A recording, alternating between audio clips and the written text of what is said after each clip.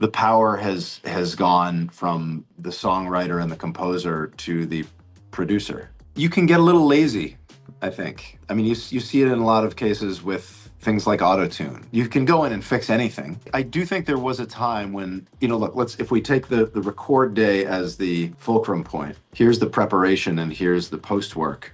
I think that has tipped very much from one side to the other in the past, half century. There was preparation, and then here comes the record day, and then you're not completely done, but basically done. And off it goes to be pressed into wax. And now I think while there is still prep and there's songwriting, that initial studio day, the weight isn't on it the way it might have been if it was, the Beatles walking into a session, and what they got on that day was what they got, for better and worse, depending on your perspective. Back then you had to be ready on the day because you couldn't do 3 months of post work. You couldn't go in and tweak and separate tracks and do this and do that. What you were hearing was what was in the room.